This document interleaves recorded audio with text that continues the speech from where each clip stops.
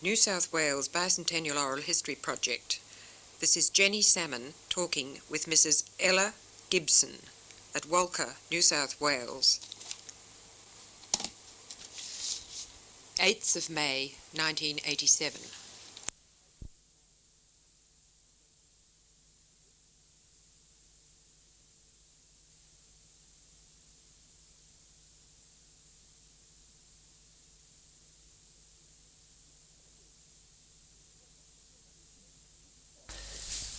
So, Mrs. Gibson, could you tell me your full name and when you were born?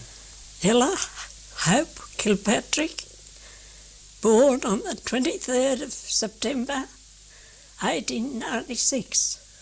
And where were you born? In Walcha, in the Easterly house where my grandmother lived, and we all lived there at the time. I don't know, I'm not very clear, am I? Yes, you're fine.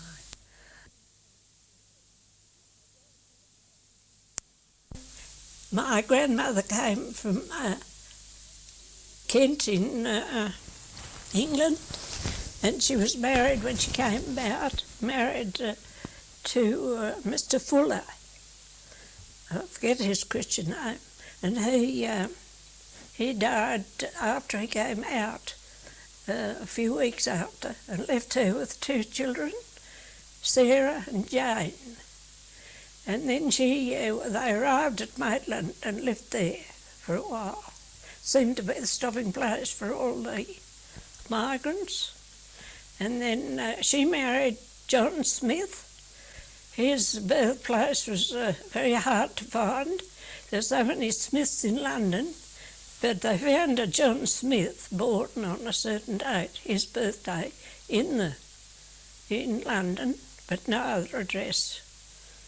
And they lived in Walcha.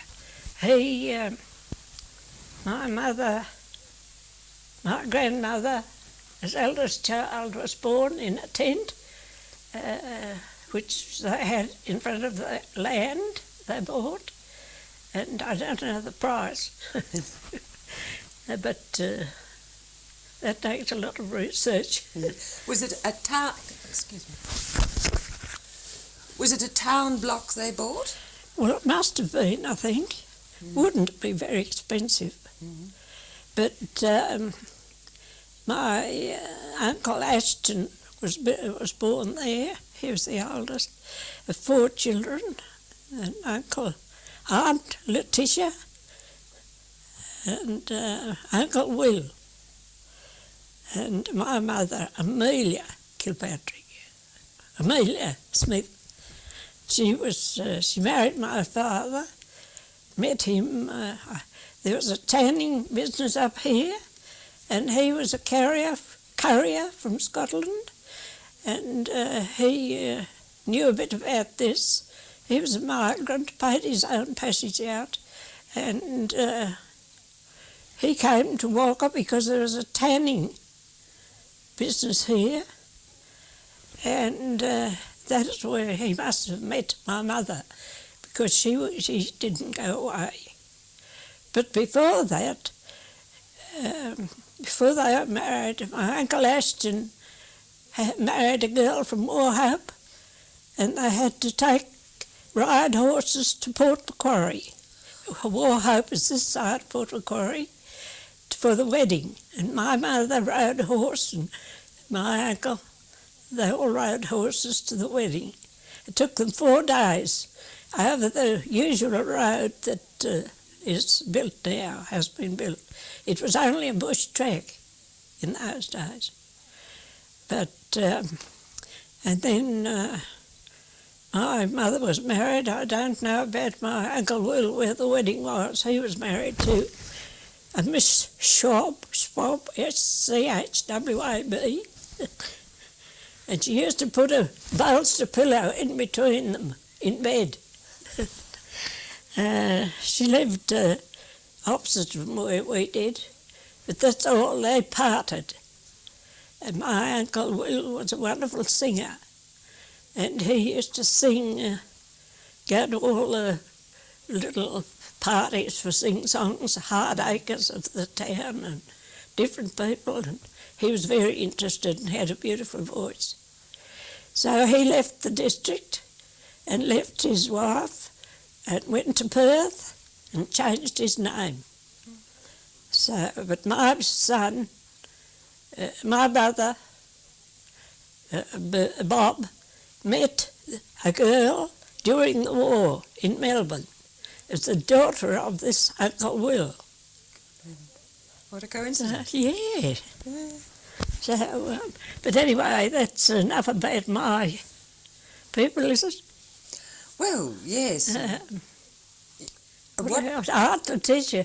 Well, she married Frank Bowden, and he used to drive a wagon and horses as a carrier, carry wool from Walcha to Walcha Road to the train. She had 13 children.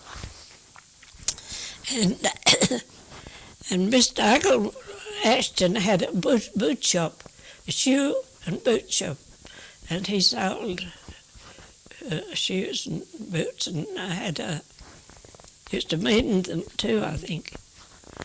And but he eventually left Walcha before I grew very much, so we lost track of them for a long time. And postage being so long, the distance and the time it takes, people were so busy trying to live in those days. And my grandmother, she had this house built. There was one room, it was built onto the footpath, as close to the footpath, had a veranda right along the front, had one room where she had a border, a small room with French windows. There, all along the front, they had French windows. The next room was my grandmother's room, and the next was a big dining room come sitting room. And then my mother, there was a room built on there for my mother. And there were 2 rooms at the back for my uncles. And when we grew up a little while, and there were so many 5 children had arrived by this time, and we had 2 more rooms built on the back. But my grandfather had died in the meantime, and my grandmother married a Mr. Laird. He may have been a boarder.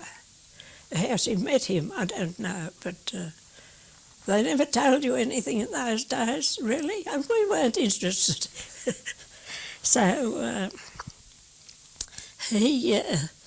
she married this Mr. Laird. He was a cabinet maker, and he made many types of furniture. Much of it was what's that? Cedar.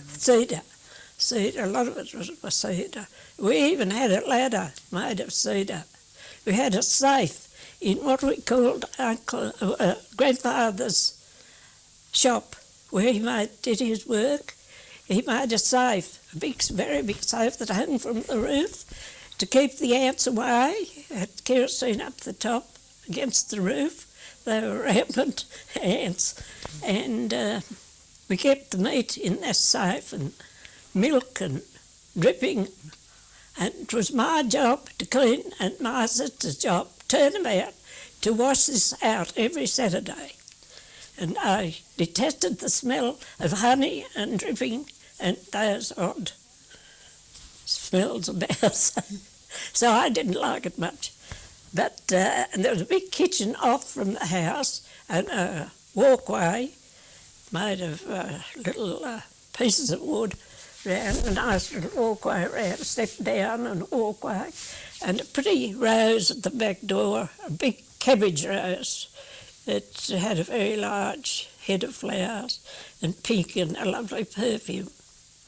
And the kitchen, there was a dresser went from one side to the other of the kitchen, and everything was kept mostly in this dresser. It was mouse proof and rat proof or any proof. We didn't see any of those except in odd one. And we used to get the Sydney Mail, and it was all papered. It was a slab kitchen. It was papered with Sydney Mails. And I remembered once that took my eye was Wattles at Araloon, the front page. I never forgot that. It was so pretty. I was always fond of flowers, and this was lovely. So, and we had up the other end was a fireplace, full fireplace, an open fireplace and a fireplace to cook. We had a kind of a stove with a fire on top and a fire underneath. It was what I can in my memory. And at Christmas time, all my aunts and cousins, well, half a dozen of them, came and they did all their mixing of fruit and butter or whatever they used to make Christmas cakes and puddings, and they took them home to cook them. They all came together to make them? They all came together. And we had quite a few, of course, by this time. Aunt Jane was married, and Aunt Sarah, she didn't have only one child, but Aunt Jane had a few, and they used to come there and Granny's, and I don't know why. I think it was a custom. But then when I was about 4 years old, I remember Gran had planted quince trees, and there was a row of them, and I was running in and out the quince trees saying, "Vote for Piggerton, vote for Piggerton." It was meant to be Mr. Piddington. He was the member for New England in those days, 1900. I was about 4. And Gran had a well. She had a few tanks, 3 tanks. One at the lean-to there was for washing the clothes out the back, and it was covered with a grapevine, and it had a roof on it of iron eventually. And there were cherry trees, and they made cherry jam and had cherry pies and quince jam and quince jelly, and they lived fairly well in the good times. But there was a drought in 1902, and things were very bad. We were living down at what we called the tannery. There had been a tannery there. Some man had a tannery, and my father worked for him. But I think they killed all the animals about. They must have run out of animals because there were koalas. My mother said when she was a girl they used to sit on the front palisading of the veranda and cry. And possums and platypus, and we had rugs made of platypus and possums, and Mother used to line them with red flannelette, and it was pinked all round the edge. And we had muffs too, made of platypus skins and lined. And my mother was a wonderful sewer. The way she learned, she went to some people called the Mrs. Farrell. They lived not far from Gran's down the street, and for 3 years she worked for nothing, just to learn dressmaking. And they gave her, my grandfather was the one that was the grandfather Laird that worked in woodwork. He wouldn't have her go. My aunt had to go and work on one of the properties, and around Emu, Europamla, I think it was. And her husband used to carry the wool and do any carrying. Everything had to be carried by a wagonette. Food, and they'd buy in bulk and take it out to the station. And but my Mr. Laird said Amelia wasn't going to work for people. He'd pay for her to learn this dressmaking. That was wonderful of him. And yes, and she had to sign a paper. We've still got the paper. My daughter has it. And we've still got the paper where she had to sign that she would never leave she would stay the whole time, and a lot of detail in it. I forget what's in it, but she knows. She was apprenticed, really, was Yes, she? she was, yes. I forget, I think it's over in that Kilpatrick book, what she did, what it was called, I forget. But they gave her a nice piece of ribbon when she left that's all she got but she was beautiful. So she learnt to do all the quilting, the little frills and all the gathering of dresses in those days was swathed in the early days, and they learned to make all those ball dresses and all those sort of things for the great little country gents for their balls and odds and ends parties. And but then we were away from home then at this down the Penny. There was a little house down there, it was 4 rooms, and we had that time we had the 5 children, and Grace and Lau had one bed, and Billy and Albert, the 2 boys, had the other, and Jean, Grace and Lal and I slept in one bed, the 2 boys in another bed, and Jean in a little bed made of wood in my mother's bedroom. And the front room, was just a sort of parlour with a fireplace, and we had a harmonium, and Grace used to play the harmonium, and we'd sing all the hymns on Sunday night. We'd have a special tea on Sunday night, and all dressed up a bit. Did you go to church? Yes, my father was an elder of the church, and he was the warden or something. We had gas for some time in the church, and he had to mix the gas.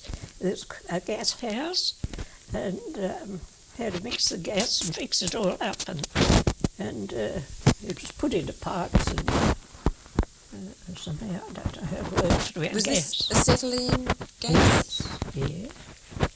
And it had to be lit. It just lit. They had a gas mantle, I think. Well, I know we had a gas lamp once and had a mantle on it. And this mantle was lit, or underneath it was lit the mantle. I don't know, it was one it used to push up and down. We thought we were very luxurious to have this lamp, and it had poppies on the glass cover, the light. But that was later on. At that time we just had an ordinary lamp, a table lamp, and my mother used to sew with that. She made all our clothes, beautiful clothes, really they were. They weren't the good quality, perhaps, but they were made. She used to buy a bolt of red material, cotton material, and make our summer frocks.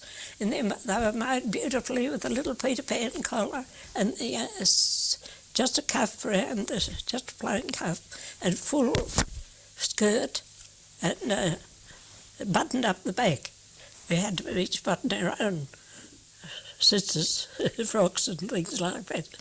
So she made all those things for her. So how she did it and didn't lose her eyes, I don't know. But still, they had to do it to way to live. And what year had she been married? Well, I don't exactly know. My memory, if I saw, I don't know whether it's in that book, that Kilpatrick book there, but I think it is. But unless I see it, I can't. And how many were in your family? There were 11. The eldest child died, Helen. She died they lived in Maitland for a little while. And Albert was born there, the eldest boy, and Helen and Grace. Grace and Albert were born there, Helen, and she died. I don't know what she died from. But they came back to Walcha. There were 11 children? 11 children, yes. And where did you come? I was Grace, Albert, Billy, Lal, Ella. I was the fifth child. Well, the sixth from the one that died. She died early in life. And then we had a brother, Jean. She was born after me. She's a little over 2 years younger. And Alexander Gordon, he died from, what happens when the bowels, what's the name of that thing? Something of the bowels, anyway, they can't eat. He just had to be carried about in a pillow, had a sort of fever, and he died eventually. I can remember him in a little saddle-line coffin. He looked beautiful. But I was a child and we were playing, and my sister said, "You shouldn't laugh when your brother is dead." She was older and more, had more thought about life than I did. But, and then came Mary, my sister Mary, and then Bob and Archie and Bob. Bob was born in the new house we built up on the hill. We lived on the flat. We were flooded out many times. The missionary, there was another house there. Dad owned it too. He bought it very cheaply. And he let the missionaries live there. They came to Walcha, Mr. and Mrs. Ruddle, and they had no way of living excepting what they were given. No money from any missionary. And we used to pick blackberries and cook them and make blackberry pies and all that. And she was amazed. She came from Brisbane or Queensland somewhere, and she didn't know you could eat them. And from then on, they lived on blackberries, I think. But they had friends, witness, the Townsends. Mr. Townsend was the first paper. He had the first paper in Walcha called The Witness. And they had a family of girls and 2 boys, 4 girls and 2 boys, and we were great friends with the Townsends.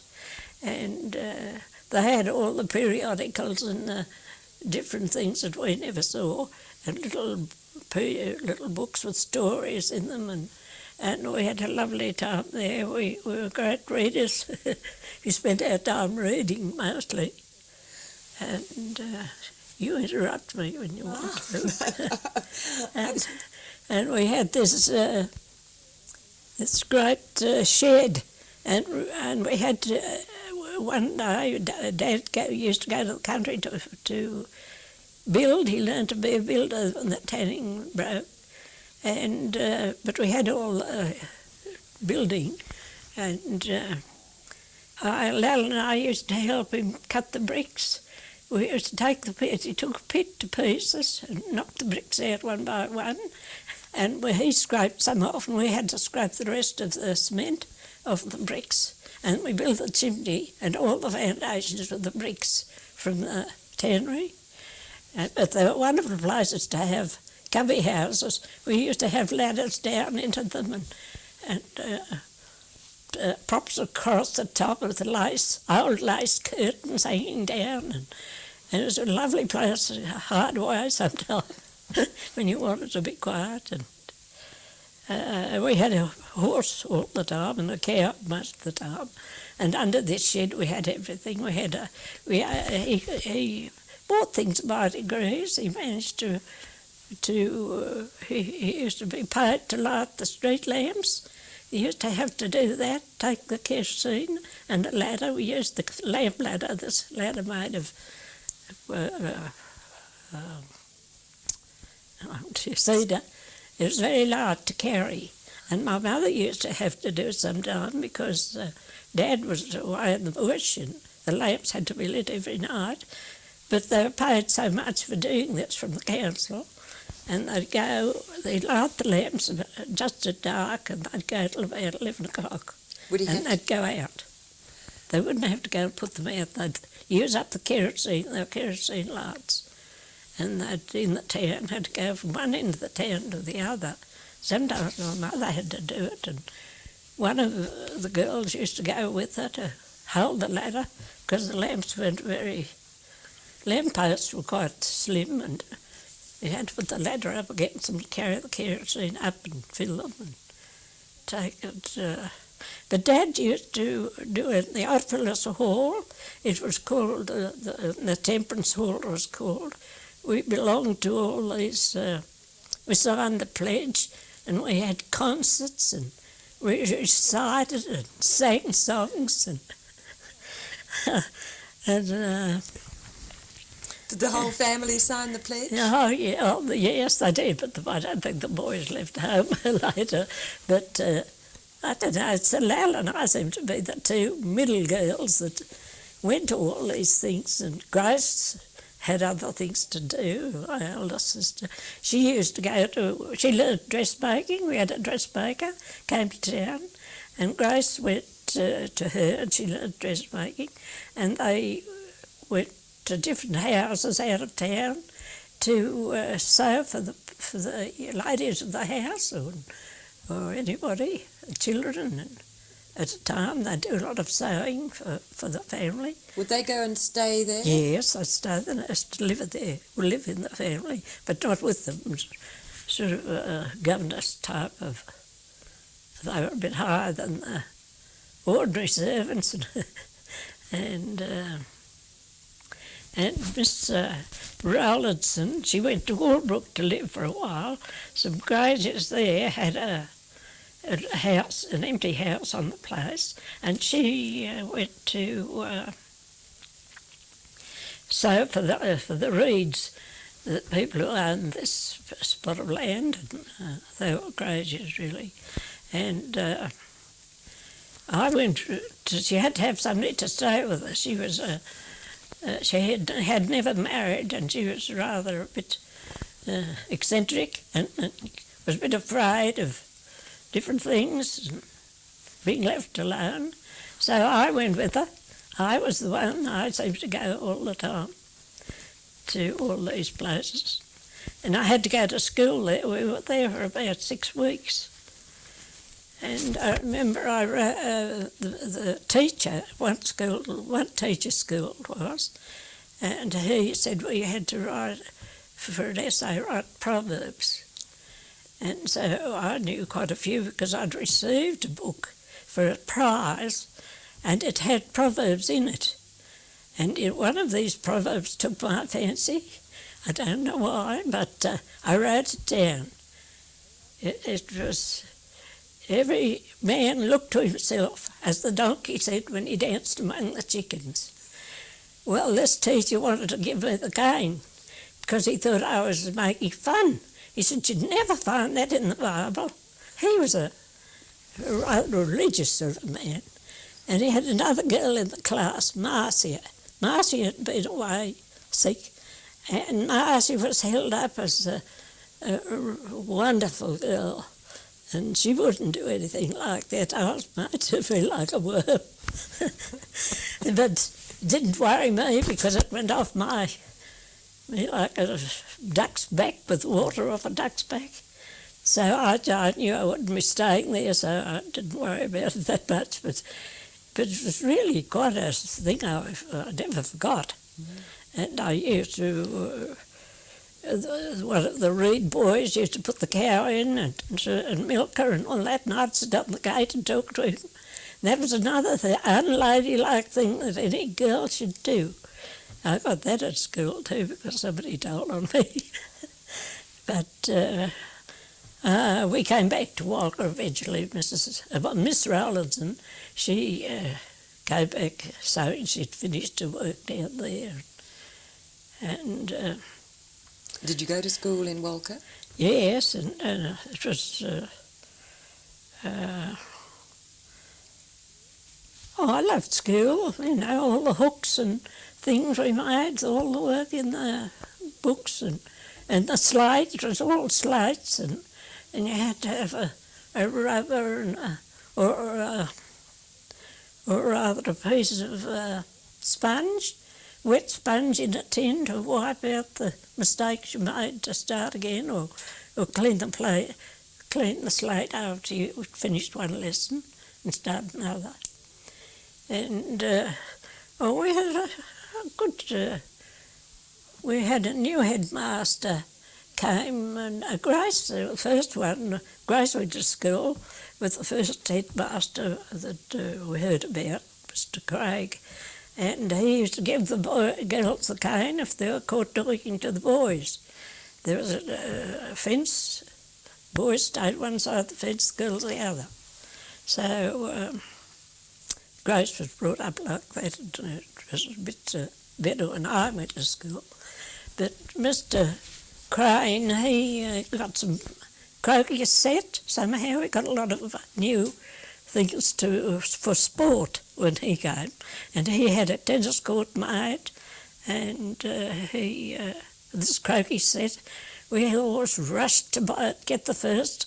A blue one was the first, and a pink one the second, and the chocolate ones was right at the end, and we all piece of skin knocked off us trying to get the best croquet set until the headmaster decided to say who was to get them the better. Did you ever get the cane at school? Yes. I was sitting there, nothing to do because I was the last in the class, and I'd finished what I had to do, and I was blowing a hair from my face and amusing myself.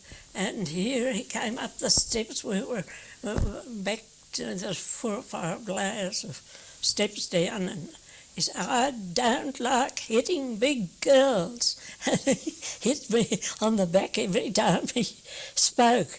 A bit of a swish, but I had nothing to do. He used to give me a book of geometry, and the lessons were in the first part and the answers were in the back. So it was quite easy for me. I could look at do the work and then find the answers. I didn't even learn anything about geometry in that way. But of course they had big classes to look out. There were quite a few teachers at school. There was a Miss McGrath and a Miss Crow. Who would like to get Miss Crow's go for my dinner? And up go my hand, and I'd have a mate. We'd leave at 12 o'clock at the school over there, and Miss Crow lived over here this way. We had to cross the river. There were no houses down there, and nothing but bush. And we used to walk over there and pick up sometimes a hot dish, done up in a cloth somehow, and bring it back and we'd have the half hour off and be ready to go home for dinner ourselves and things like that. You did go home for dinner always, did you? Yes, always. Even when we lived at Eastwood, that was a bit over the mile from the post office we lived, and the school's down there, and we lived just up past the cemetery. But we didn't notice it. My sister, she had to go and get the cows down on the flat where we used to live and bring it up home, have a dinner and come back to school in the hour. We'd have an hour for dinner, or an hour, I think. We did get out of school at 4 o'clock. And we did all these things, walked everywhere, and for all our little dances and things like that, we sometimes we were at work, and we'd walk up to this Eastwood, we'd walk down, play tennis, and they had some tennis public courts.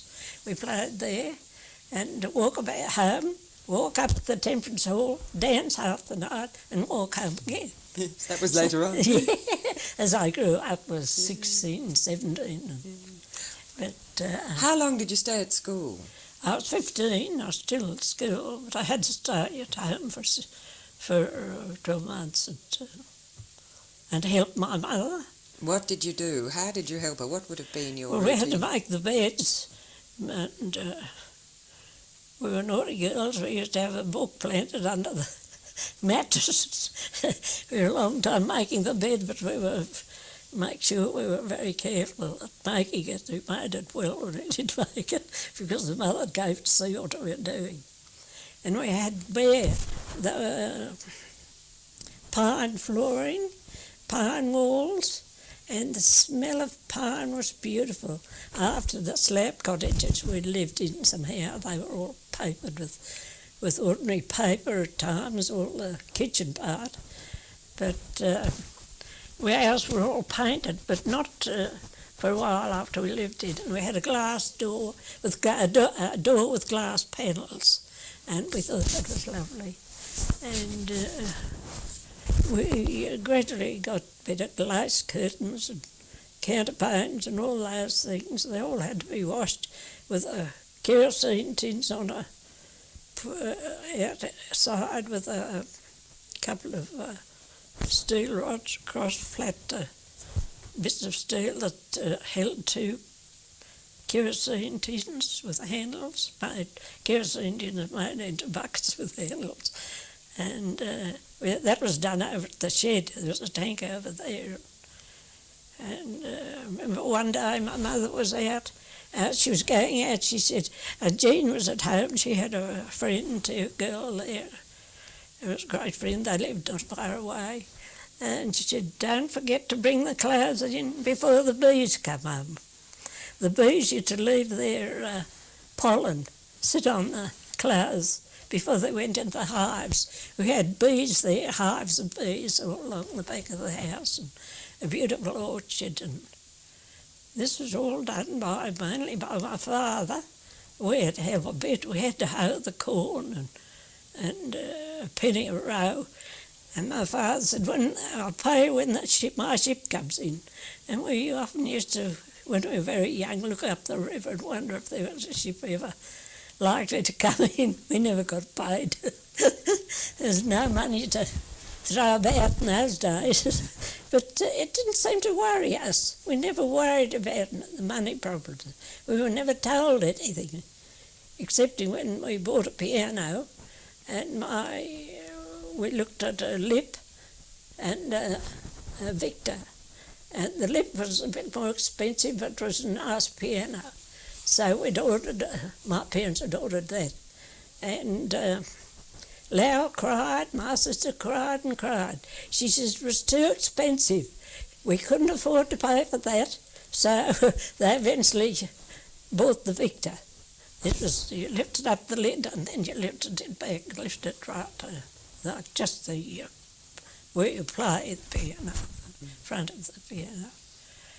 And we all learned to play the piano. Who taught you? We had a band here. The bandmaster taught us at first. We had to go there after work. My sister and I was 16, I think, when I first started to learn. And it was too late, really, to make but I learned how to play. And we used to go there for a lesson and then walk home.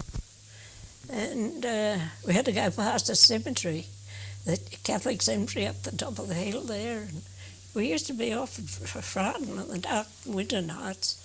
And my father used to come down there and sort of frighten us. He was always a joker, a bit of a joker too. There was a big gutter that crossed the roads, that you could crawl through if you like, but he used to hide under there. But we knew he was around to take us home. I suppose we were at 16. Nowadays you wouldn't be frightened, would you? Well, I suppose you would really, but in the cities, but not in the country. And eventually the convent, set up a convent here, and the teacher was a beautiful pianist and a beautiful violinist. It'd make you weep to hear her play. Music always makes me cry if I like good music. So we had to go to the convent and learn and come and walk home again for dinner. Wednesday we had half holiday. Saturday you had to work. This was after you were working? Yes, after I was working. But before I was working, we were still at school. There was a storm coming and Dad was out in the bush, and Mother said, I want you girls to go and pick up the lucerne. Take the horse and cart. There's going to be a storm and we can't have the lucerne wet. So it took a while to catch the horse. She was a bit frisky because there's a storm coming, and with the mother's help we put her in the cart, and a spring cart took her right down across the flat and down right round there. The river was in flood, right round to our old home, and there was a lucerne patch. The lucerne had all been cut, and Lal, my sister, it was in bundles, and my sister threw up a pack of it. We must have been strong, and I packed it in the cart, and it was thundering and lightning and black all round, so we had to go back that way up the main highway. Our home was was near the highway, the main highway, main road, and we took the lucerne back, and Mother was there at the gate, and I had the gate open, and we took it in and backed the horse in under the shed, and we were there safe and sound. We brought the lucerne home. And, things like that we did, but we never thought anything of it. We quite enjoyed it, really. But, Did the river flood very often? Oh, it used to flood, yes. We lived on the flat, as I say, and we had the water all through the house different times. That's when we had to come back and stay sometimes when we had the house up there. The house was taken over by Mum's sister, Aunt Letitia, and she looked after Gran. They found room for us and friends, and I stayed there with my sister, my cousin. She was Ella Bowden. We didn't like Aunt Let because she copied everything we did. Even my name, she called her next child Ella too. And the frocks she used to copy and send them away to her daughter in Mackay, Queensland, and back had come a frock exactly the same. So she was pretty good at telling what she wanted. Anyway. After you had your year at home, what happened then? Yeah, I went to a millinery shop. It's the biggest store in Walcha. They imported a milliner from Newcastle, and they set up a shop there for hats and lace and or veiling and hat pins and all those sort of things. I thoroughly enjoyed it, and sometimes we had nice little velvet coats came in, we had the first choice of everything. I had the first choice, and my sister and I used to buy these frocks. They were only about 7 and 6. Nice little velvet coat, one brown and one navy. We bought once, and my brother, the one Billy, he went to Earths in the office there, and my brother Albert went to the post office. He was in the postal department. Those are the only things that were available, actually, for work in those days in small towns. Tell me about the millinery. The hats must have been beautiful. The hats were lovely. They had to be made. You had to have a pair of pliers and fasten the wire, make wire rims round and fasten the pieces of wire across and fashion a wire frame for a hat. And then over that you had to put a sort of a buckram lining and topping, 2 lots, and over that again ruched lace or voile or whatever was in fashion. What would be in fashion then? I suppose voile would be in by that time, and trimmed with all beautiful hand. I don't know what they had. It would be, because they wouldn't have in those days they wouldn't have had this made of what do you call it? The 5 flowers and that nowadays to put in vases. So what are they? Plastics. Plastics, yes. There was nothing like that. But the flowers were beautiful, really, and they had boxes of different kinds, even grapes and all that sort of thing. And I thoroughly enjoyed that, all the beautiful ribbons.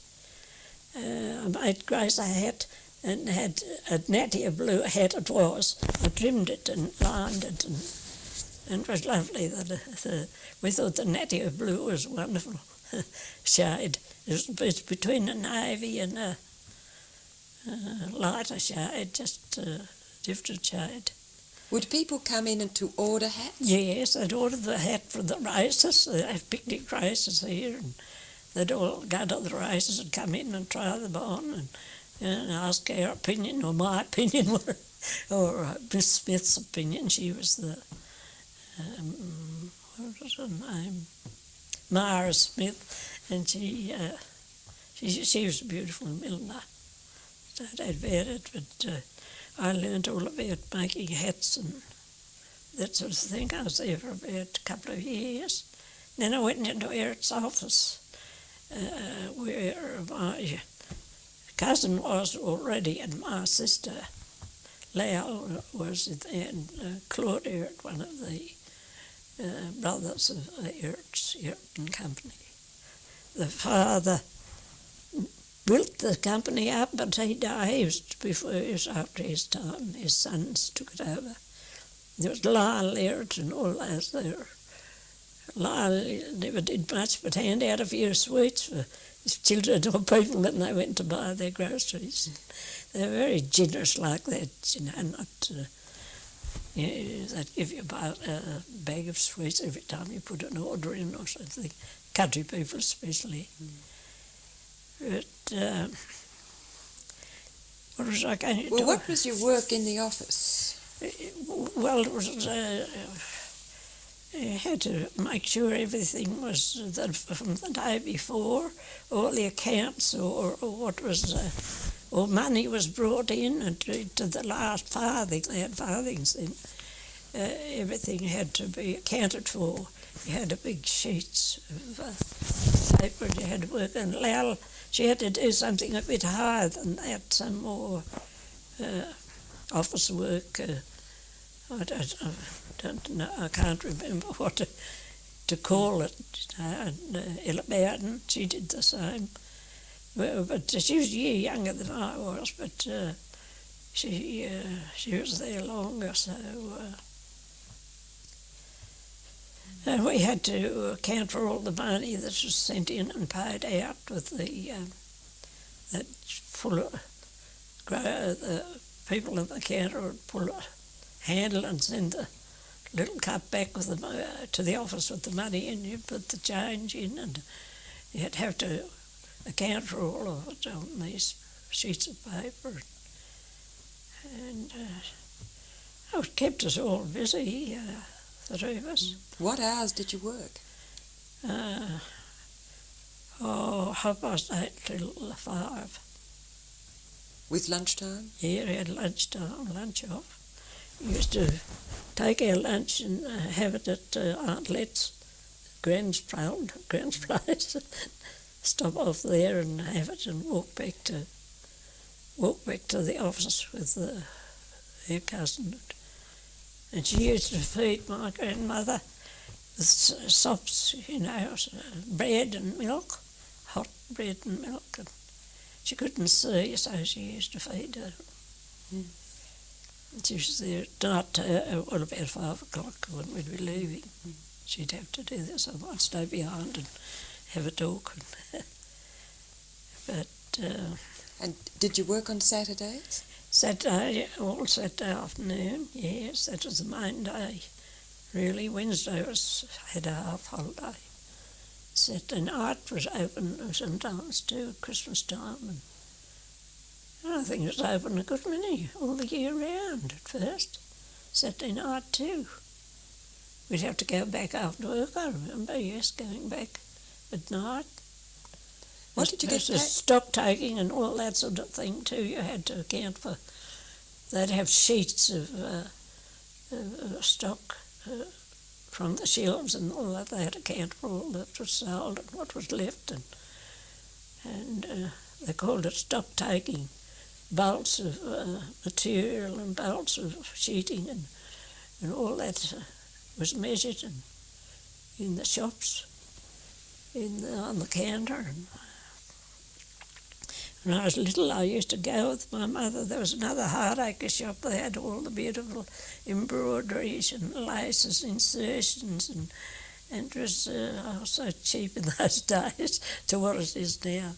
And so real lace and real Valenciennes and all had a wonderful smell about it, a scent of what, but it was all so nice. I seem to get fun out of everything. I seem to enjoy most things.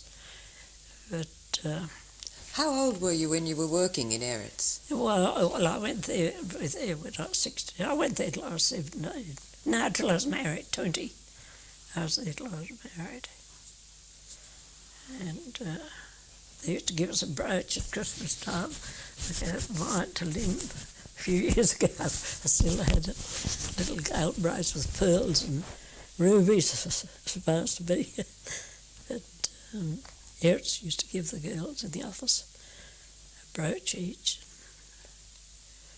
Well, they did this once. I've had not too many times, but we'd always get a gift of some sort. Do you remember how the town reacted to the First World War? Well, I remember how we acted, but it's safe to talk about the different religions. Oh, yes. We were very great friends with the convent. We learned, we were taught music, and our cousins and that, the ones that lived at home, they were great cooks, and they used to take up beautiful sponge cakes to the sister Cecilia, and they were all great friends. In fact, we all were great friends. Because the war came, and the boys we knew wouldn't go to the war. So there was friction there, and we gave up the music lessons, and we never went back till the war was over. It was too late. But was this because the convent encouraged them not to go to the war? Well, we felt it did, the Catholic religion, because of the Catholics in they were still fighting in England, and there was always a sort of a bit of feeling between the other religions of the Catholic, even in the small town here all those years. It's a wonder it's kept going, isn't it?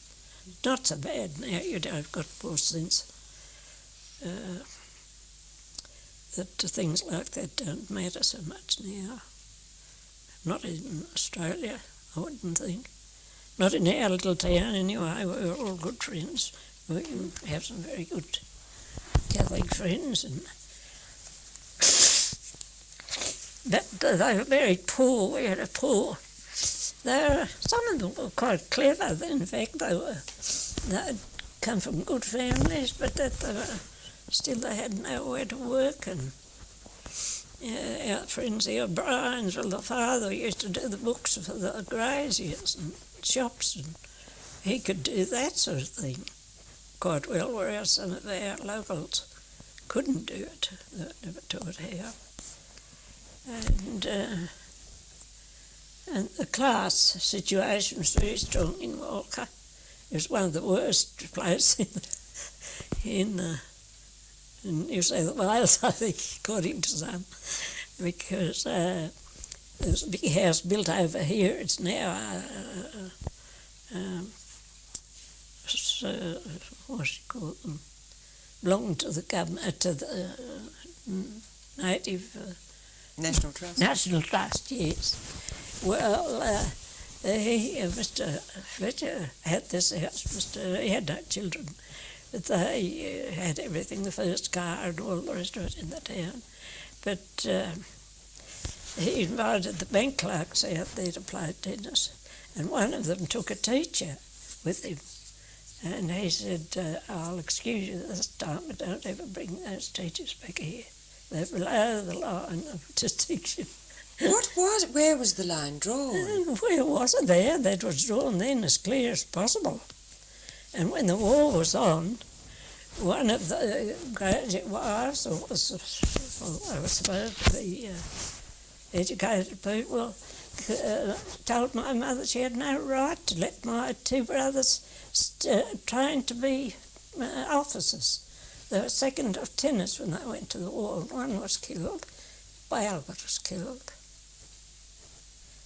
And Billy always knew him much good when he did come back, but he was a clever boy, but he never could seem to.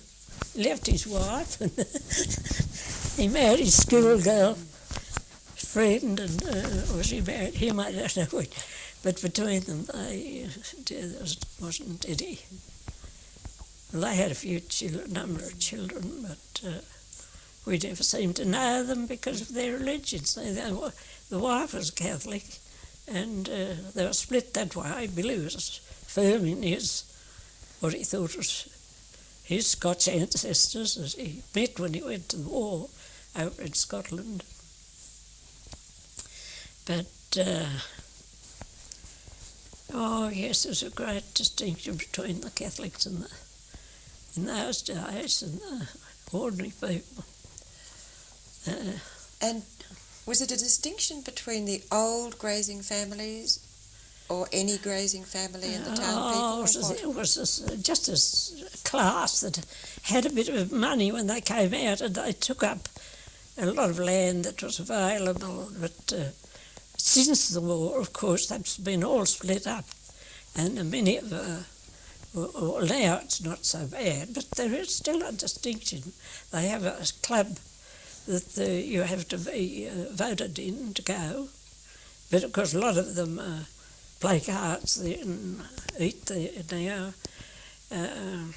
They're accepted because they've made money and they're just ordinary people, but they've made plenty of money, but they're no different to what they used to be. Do you think but they are accepted? Do you think that the First World War made much difference? Was there a change after that? Yes, after that. Not so much, but after the Second World War it has been more. It's been going. It'll soon die out because the older English people have gone. A lot of the older English people that came out, and they made the distinction themselves about who was who and who was to be invited to the races and different things like that, and they stuck to it like glue. But my generation that time didn't worry much about it. We accepted it somehow, and we had our own friends, and some of them used to ask us where we got our skirts made, or who made our skirts. We had nicer skirts than they did. We said our mother. And Mum always used to buy beautiful serge and stuff. It wasn't expensive then like it is now. And make these clothes, and we felt we were... None of our family ever accepted a pension. My father did. My grandmother got a pension when she got old. But my father, it was the last thing that he'd ever dream of, allowing, he'd rather go without his food than accept a pension. They used to belong to the Oddfellows. How did that work, the Oddfellows? Well, it was rather hard. For people like my mother, and he was 6, he'd rather not go to the doctor than go because they belonged. And they weren't accepted much because they belonged to... But it was one way of trying to save doctors' expenses. It belonged to these Oddfellows clubs and different things. How did that work? Oh, well, it would... You contributed something every year? Yes, you would. Yes, you'd pay so much to the... it's to pay so much into some head fellow would keep the money, I suppose. We never thought about that. Somehow we didn't... We knew there was sort of a stigma because our mother...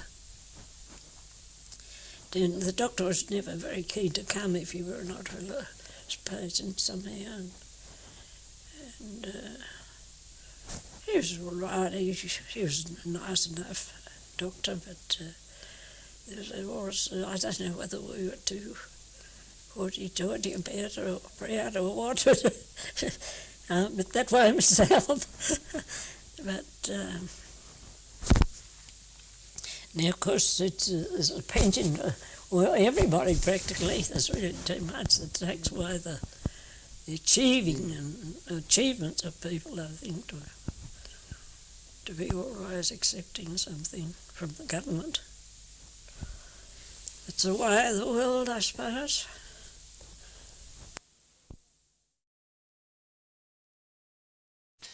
Mrs. Ella Gibson, class distinctions in World War One.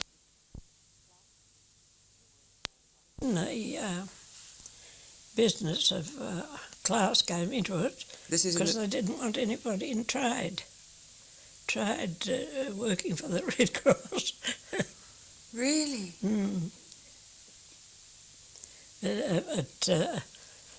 For the main thing, making socks, and I was gave some time towards making nets, and they did all that, and then they had a VAD here, and one of the graziers, Mrs. Nivison, was a very keen worker for the war effort, and all of them were they had all sorts of concerts and things, and Babe Nivison, I remember her singing, "We don't want to lose you, but we think you ought to go. You're king in your country." It makes a farce of it all when you know about how they fought, doesn't it? Yes, Now, it does. I can't bear to look at war pictures anymore. But, I thought they were all as good as any town about, but that one, but they had to go back to trade because their own family got into trade after the Second World War anyway. There was nothing else. They weren't capable of running a property or anything, or some of them.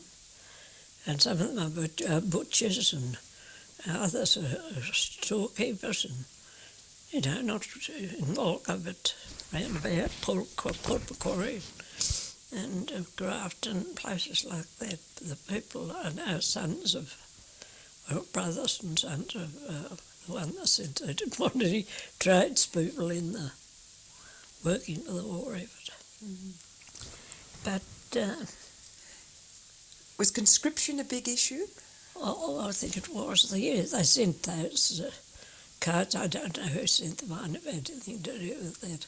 Sent cards to feathers, white feathers to people. I know my husband, he got a white feather. He was with Bowden's, and they had this coach and all that. It was had to be done. The train had to be met, and all the goods had to be sent away. The wool and all that was a business that had to have somebody at the head of it. Although he was all sorry he didn't go because the way they, you felt out of it if you didn't go to the war. Although you suffered and did all those things, you were one of the men, one of the heroes. But his two brothers went, and my two brothers went, and my son was killed. He was a pilot. And in the Second World War, first my brother he was born on my birthday. It was just 6 years between us. We were good pals, but he was killed at Ypres.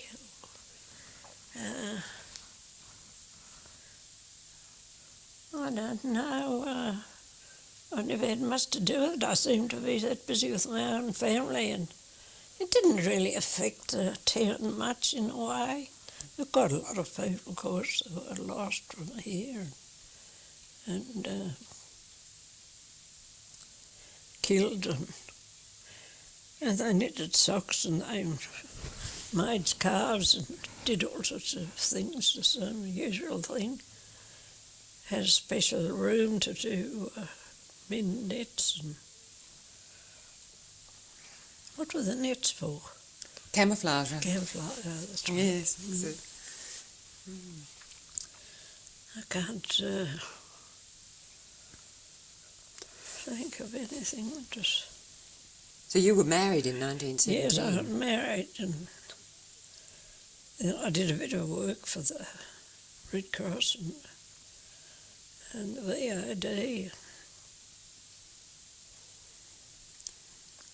And had you known your husband all your life? Oh, not all my life. No, his mother came from the Bowden family, lived in Walcha.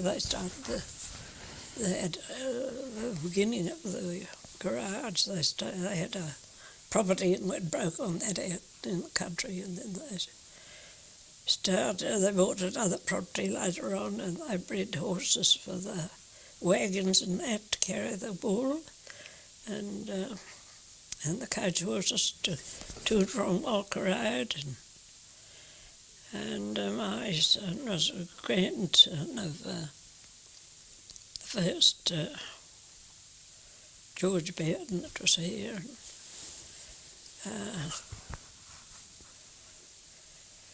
I really, only somebody asked me the other day, and I said, well, I really didn't even seem to know Cleve Gibson, until one of the girls said, Cleve Gibson likes you. And I had a good look at him.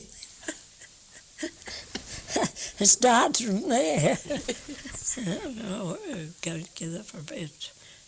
In fact, I was friendly with the grazier that's very well off now, but I preferred this. I didn't like the smell of sheep. I thought the old grazier smelled of sheep. So we got married, and we lived down there near the river. So it was easy to get across the river on a plank and to the garage, and he built it up to a very good business. Were there many motor vehicles when you were married? Oh, no, there's only about one or two. Mr. Hook, way down Yarrowitch, he had the first big high built motor car.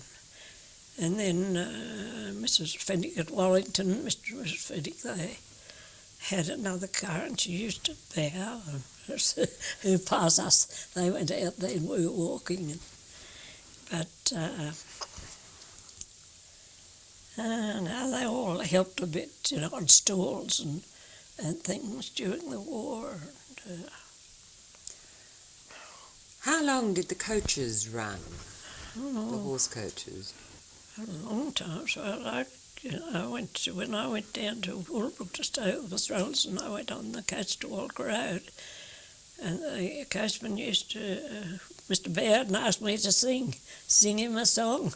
I sang a school song. I think mostly those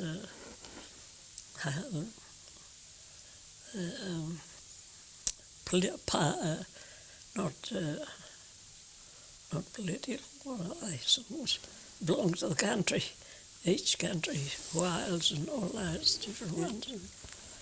But, I forget.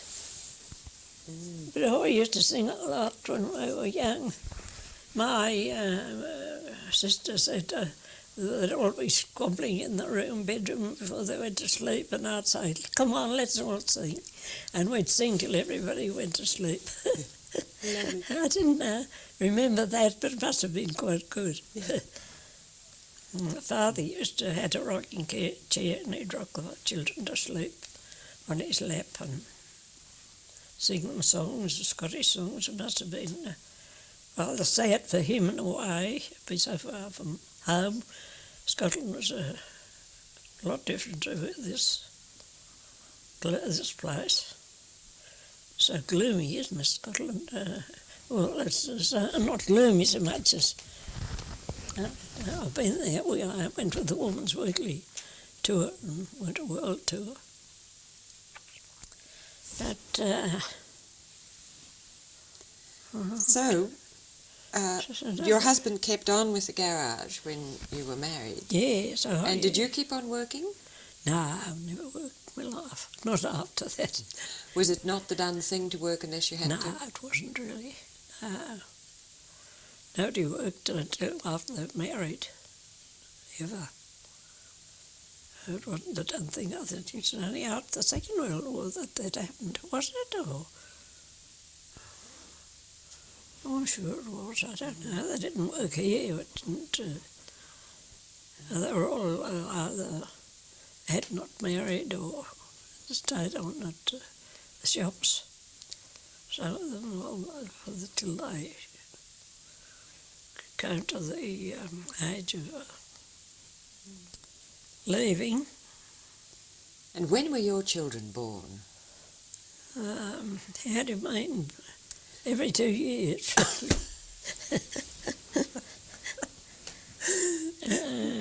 I count them all by 2 years, up till Rill and Lynn and Don and Billy and Cleve and John and Roger. There's 4 years between Roger and Gavin and 6 years between Gavin and Graham. So how I many? had 7 sons, one after the other. 2 girls first and 7 sons. 9 altogether? Yes, 9. So I used to sew for them all, and they all had to go away to school. There's no school here apart from the primary. They went that far, and then they all had to go away to school, and I had to clean their tunics and the girls' tunics and the boys' suits, and there was a lot to do always, and cook and go blackberrying and make jam and make plum jam and my parents had that beautiful orchard and all the fruit and all that sort of thing going to waste, but it was a happy time. We had every time they came home. They must have been strong, really, because I never had anything wrong except that I turned my ankle down the back steps once. And the doctor said to Cleve they should put a rail there, but he never did. He never had time. But I got over that. And where were the children born? In the hospital? Oh, no, they had a nurse had a hospital. A nurse had a hospital, a trained nurse. And my grandson, I just meant. Yes. No, the first one, I was in a hospital with Miss, she was a nurse, and I didn't know, oh yes, I had a doctor towards the finish. I was giving up because it was too much. And I was split a bit, so he gave me a whiff for the last. And the others was Sister Bath. Yes, she had a special home where she kept for people to have their babies. It's just a private hospital sort of thing, and I had the Lynn was born there. I didn't because Cleve was building this business up. I didn't like to engage the doctor. I was suffered, so I had Lynn and without the doctor. And Don, yes, it was the same hospital, so, but she shifted to another place, the same nurse, but she had another hospital in the same town here. And I had Don there. And Cleve, I had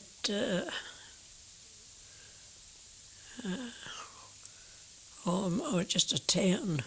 She wasn't a nurse. I had him at home in the place there, and I had a midwife that stayed, and I had darkies that did the washing and things about the house. And whoever John was the same. She was a hottest with her, and she was just not really a proper nurse, but a midwife. And she would have me put the sheets all over me, and I was so hot. It was right in November, it was hot weather. And I thought it was a silly idea to have the sheets right up. And then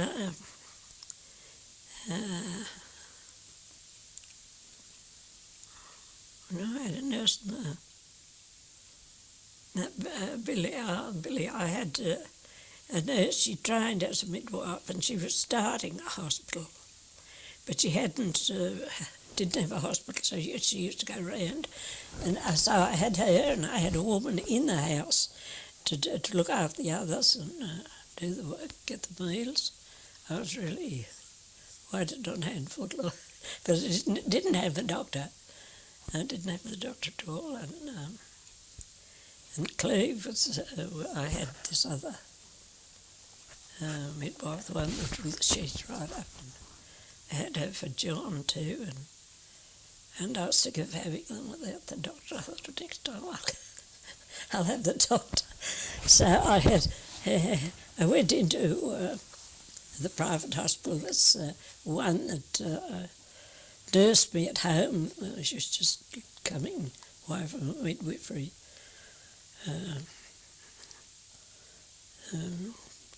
teaching or something, and she had a hospital, so I had the doctor, and I had the baby up there at her place, and was that better? It was better, yeah. I made him give me a whiff earlier, and I made a fuss. Yeah, I didn't make a fuss otherwise. And which one was it?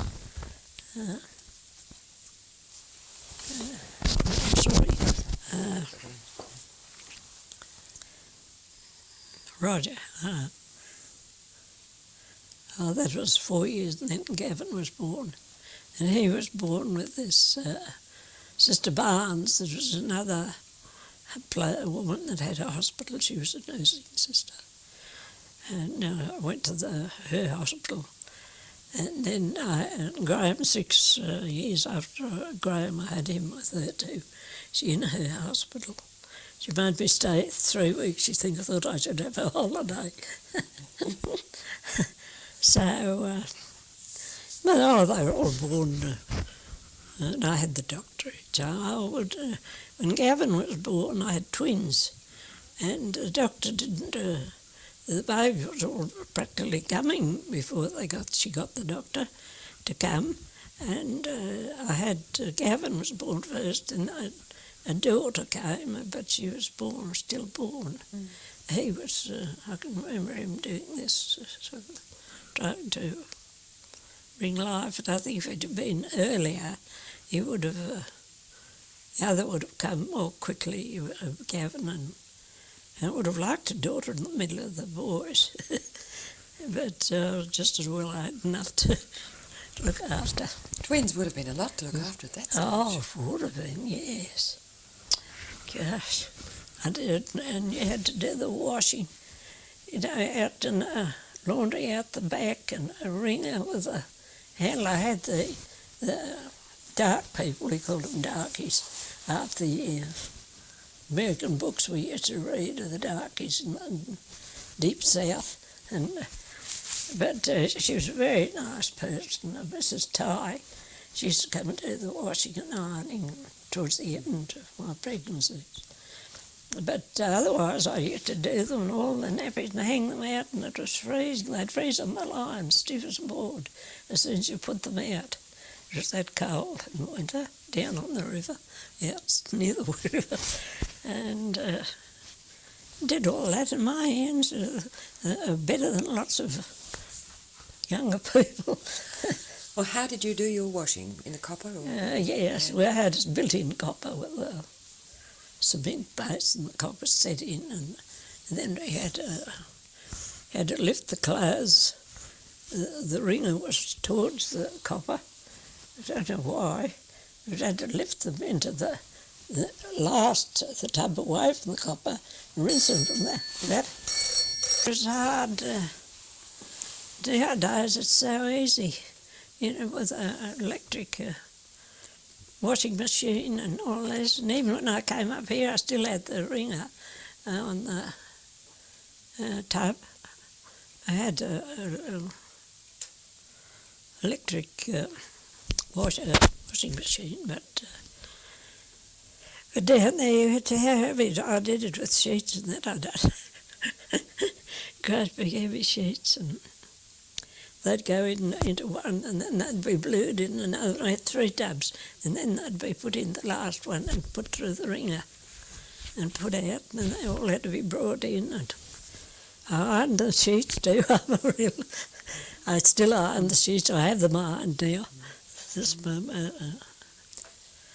The home help said I have home help does the washing, and they said, well, she could do the ironing too for the same money. So I let her do that. It takes less than an hour. Was there any sort of baby health care at all? No, baby health care. Not in my day. Oh, yes, there was. I wouldn't go, that's right. With Gat. I was Graham. He was a real healthy baby and breastfed, and I just saw no reason why I should bother to go to the clinic. There's a clinic. Sister used to come from Armadale once a week. But that was after you'd had... After I'd had most of... Graham was the last boy baby. But I wouldn't go till last she came over. But she could see he was all right. I think he was about the right weight and all that, so I had nothing to worry about. Couldn't waste my time going to the clinic. Did you have any problems with any of them? Oh, they had the chicken pox. That's all I can remember. They don't know much about them. I think they might have had the measles too. But no, I didn't seem to have any problems with any of them. They're all strong, healthy children. We had problems in the early days with the doctors, and not much help. So I told you about the little girl that was burnt. Polly Pierce. They lived opposite where Grant lived, where we lived with her. Terrible. It was a windy day, and all at once there was a terrible screaming that Polly Pierce was on fire. And so we'd see the child, I was only a little thing, and I wasn't I wasn't in it, but my father saw the child coming round going across the road and down there in the wind, blowing her up as a torch, and he jumped the fence. He was one little paddock go through, and there was a horse rope on the gate, and he grabbed that and wrapped it round her, but she died straight away, playing with fire, and the doctor could do nothing. She was dead, I think, when they got her home. She just lived opposite us. And there are plenty of cases. There's another girl, I was still at school, and she was a school girl too. I suppose she'd be about, she must have been older than I was, but she was telling us this. She looked sick, and we were asking what was the matter. And she said her sister had, she was pregnant. Her sister had put a hat pin up, and it was caused terrible pain. She's telling us this, and she died. She had septicemia, and the doctor said he could put the sister in jail, but he said she thought she'd suffered enough. He was like that. It was a nice sort of couldn't do much about it. The girl was dead. But things like that went on in the country. Whole family was poisoned once out in the country. There's one girl was away, and she's the only one that escaped. Don't know why, but these things still happen, don't they? From time to time, yes. When you said you had some of the dark people working for you, Oh, yes. what was... They had a reserve out 3 mile out. And when she finished washing for me, I got a handkerchief, that's why I'm rooting around. I used to ring up and ask Cleve, couldn't somebody take her home in the motor car? She must be tired. And he usually said somebody. We had a taxi at that time too. And, well, before that there was always somebody around to take her home. But she was really nice. She's not real full blood, but half caste type. And she's always had a nasty cough. And I'm sure she had something like consumption, as they call it in those days. And her sister too. There's just one family. They're a really nice family. They did everything very well, and they're always very well spoken. But before that, I used to go when I was a little thing with Townsend's. I suppose I was always to go and sing again out to the reserve, and they'd go out and preach. Townsend got the first paper going in town, and he was very religious, and anyhow, I had a bug out. I think I went for the ride. I wasn't that religious, I suppose. But anyway, I was the only one that he wouldn't take they wouldn't go his own children. But I used to go out there, and they had a gunyah, a big gunyah made of bark, and that and a fire, and an old woman smoking a pipe. I remember that one. That's the only time I went and sang to them. You know, they're pretty dark, some of them. Some were full bloods, but most of them were half castes after that. And I think he thought he wasn't doing very well with them. But we had this empty house down there too sometimes, and when these missionaries were there, and we'd take the harmonium over, and Grace would play the hymns, and they'd all sing. They had good voices, these dark people, and they used to walk in and listen and walk home again. Had they been part of a local tribe, do you know? No, I didn't go into that. I know that my daughter's done research for the ones down there, and they were a special tribe. The different tribes were really, some were very nice, quiet type. Others were more belligerent, wanted to fight the whites and were shot and all this sort of thing further down the coast. Towards Port Macquarie and Kempsey and all around the hills and there. Yes, it's a bad business, isn't it? Well, how did the town feel about the Aboriginal people? Oh, they just used them to do jobs for them, that's all, the work for them. And she'd get $5,000 to do this washing of mine. She wouldn't do the ironing because the clothes wouldn't dry in time. But, they died out, that family did. There's one girl left, Doris,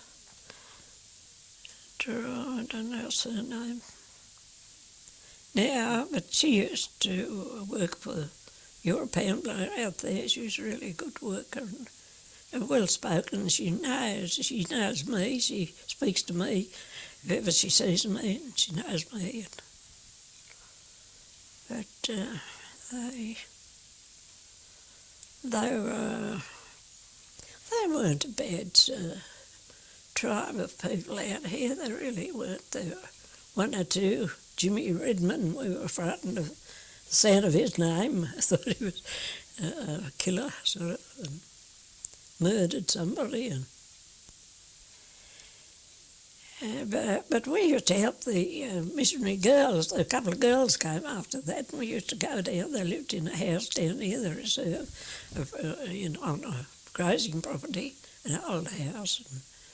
And we used to get out and help them have a picnic for the darkies, make sandwiches and help. But that's all we had to do with them, really. After you were married, did you and your husband have much time for social life? No, we never had time. My social life was singing in the choir, going to choir practice and going to church. This is the Presbyterian church? Yes. Yes, oh, no, well, we did have a bit. We had church concerts and I used to sing in that too. And one night we had... we were having supper afterwards. After I'd made a cake and everything, and I was to stay to the supper. And, a girl, in fact, she worked in the office at the garage, and she came and to me and said, Cleve wants to see you. So I went out. He was at the front. He was at the concert, and he wanted me to go home. He didn't want me to stay to the supper, so I had to go home. Left the cake behind, and it's a sort of didn't enter into things, but he didn't like me to enter into too many either. Not that I ever had much time, but I used to go to the pictures. We had a good picture show here. It was a very good. We saw all the very good pictures, and I used to just go by myself and be home again. I had a next door neighbour who was a babysitter, and my husband used to go back to work till 9 every night and do the books and, see the things. And she used to come and sit there for the current family or the baby and look to them. Did you ever hear of Ella McFadgen in the Sydney Mail?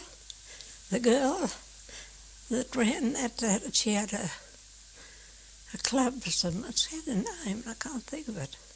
No. My daughters belonged to that, and they used to go to the country looking for the longest gum leaf and all those sort of things and send them down to her, and it would be printed in the children's page.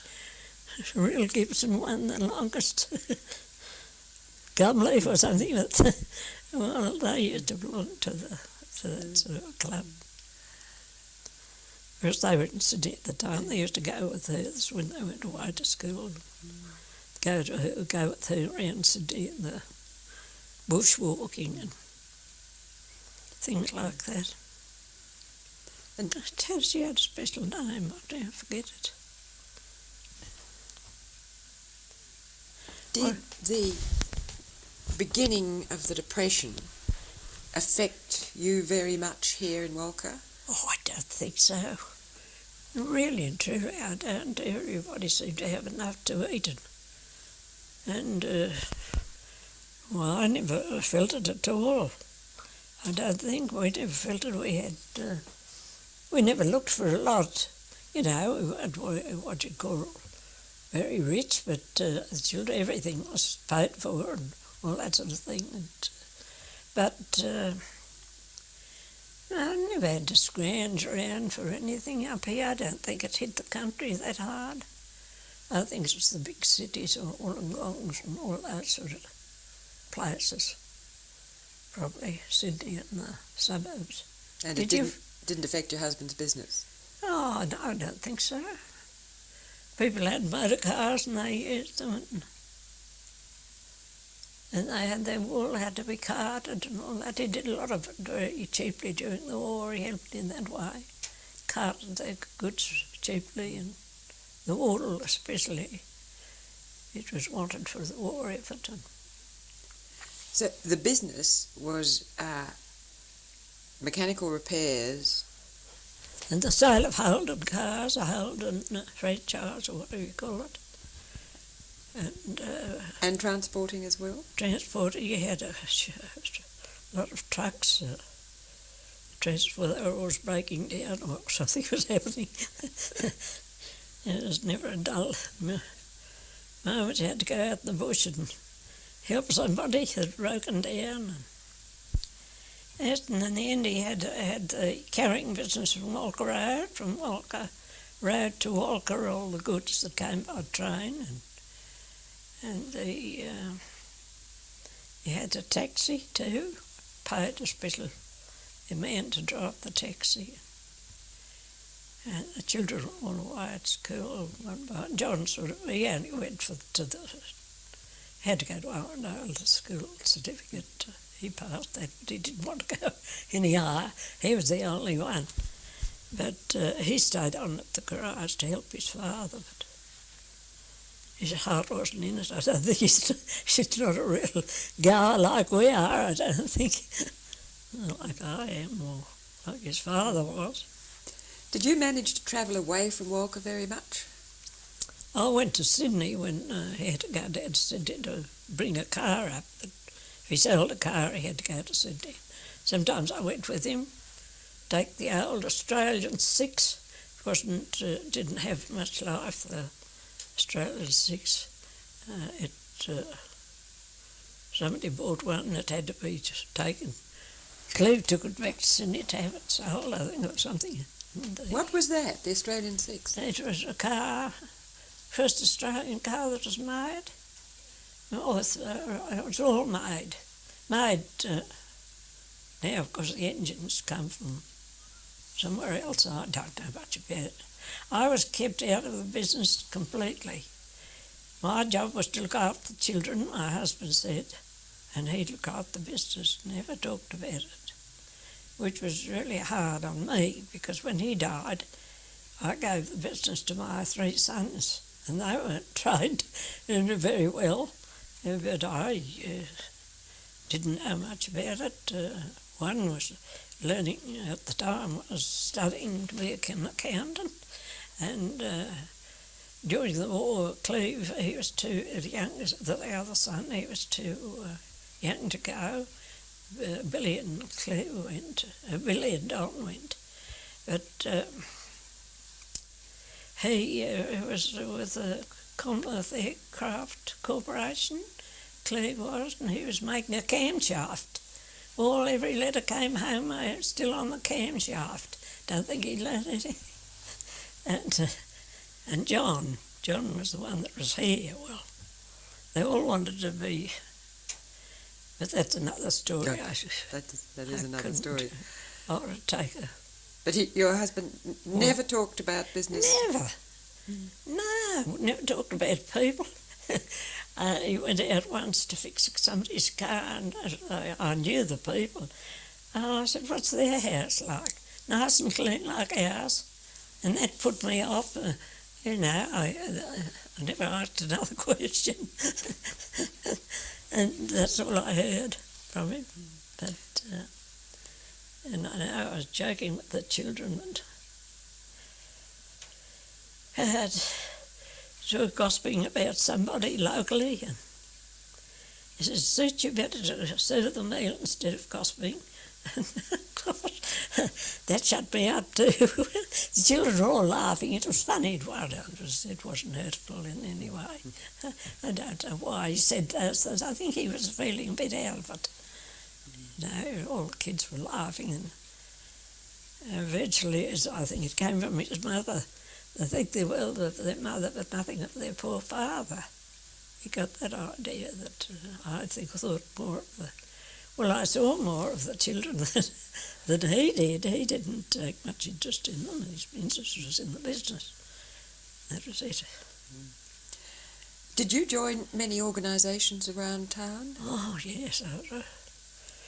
I was in the Horticultural Society, and I joined the golf club, and I played golf then. When I was 40, after Graham was born, I started to play golf. Only because a friend of mine wanted a partner, and she couldn't play very well, but she wanted somebody to go with her. And she took me, and I learned to like it and to play it. And I played golf until a couple of years ago. I played down Maclean, could always hit a ball. When did you stop playing golf? A couple of years ago, I played 5 holes. It was wet down there, and we'd been in. It's been raining a lot. And she said, it was this day, it was a nice day, fine day. And I said, let's go out and have a game of golf. And I was in the front seat and she was in the back seat, her husband was driving. And I put my hand on the start to get out. So when I broke my leg a few years, in 1979, I've got a plate in it. And It's a bit hard to lift. It's weak. And I held on to the back door to get my leg out, and she shut the door. And it caught my 2 fingers. I think just caught those 2. And she said, "Oh, I'll take you home." And I said, "No, we're out here, we'll play no matter what." So we went into the ladies' room and put hot water, very hot water on the fingers and very cold. Took some of the sting out of it. And we played 5 holes. We chose 5 where it wasn't too hard, there's too much water. It's a terrible place to get a lot of water on the lower part. And I chipped in the last hole about 30 yards out and went in the hole. Well, you see, look what happened after. I said, I chipped in there, that made my day. But I just saw for a few fingers, and I never went to the doctor. And I should have, because he would have punctured the nail and taken the blood out. They were black for weeks and sore. Just the 2 fingers, but they grew all right. And what about the CWA? Did you join that? I joined that, but it was clicky, so I gave up. Was that in the early days? Yes. Way, what, back? Yes, back when, about 40 years ago. And even that was clicky? Yes, clicky. And Mrs. Niverson's mother, Mrs. Munro, she started the CWA, she was the head. But not Mrs. Niverson's a very nice person. We all liked her, and I was in the Horticultural Society then. We used to travel up to Glennis and go and Inreld and do flowers on a special day, special flowers, and of course down here in Armadale.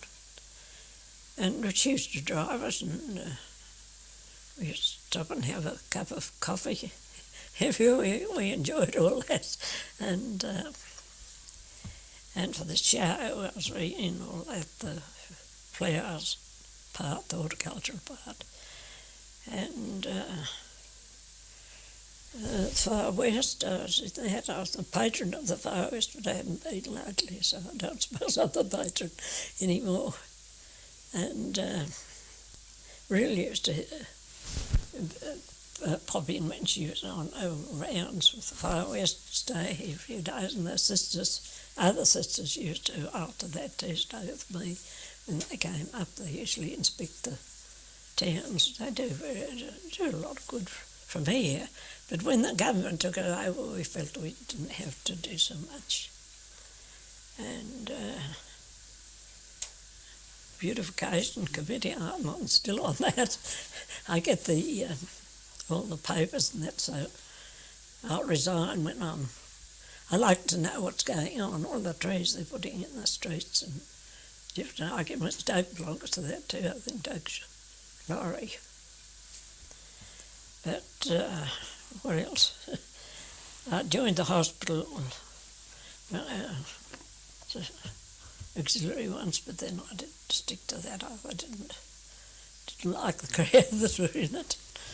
Felt I had something a bit to do. I belonged to the PWA, the church things. And we have a rally and different things during the year, go to different towns. And played tennis still. I still played tennis when Graham was not born, but before he was born. I was telling everybody I wasn't pregnant. I'm sure I wasn't pregnant. My sister tells me I'd forgotten about that. But we had a church court at the church at that time. We had nice little parties and take cakes and play tennis and have a cup of tea. And what else do we do? I was in. I still belong to a sewing circle. We have a sewing thing. I make a quilt and no less. All by hand. And I don't know what else we... I was at the Red Cross for a while. They were all... I don't know, I didn't seem to like the crowd that ran it. I felt I had better things to do with life. There were enough of them. It sounds as though you've had a very busy and very interesting life. I have had a busy life. Yes, it's a wonder I keep going as long as I've done. But I've been going down to see the doctor going by plane down and back in the one day. And I have a granddaughter in Sydney. She's married to a pilot, and she has a car, and she pops. She's at the airport and picks me up and takes me to the doctor. And over to Macquarie Street to another doctor that has to give you the laser beam and takes me back to the station and puts me on the train. She's a lovely girl. She hasn't any children. Well, thank you very much indeed, Mrs. Gibson. I've got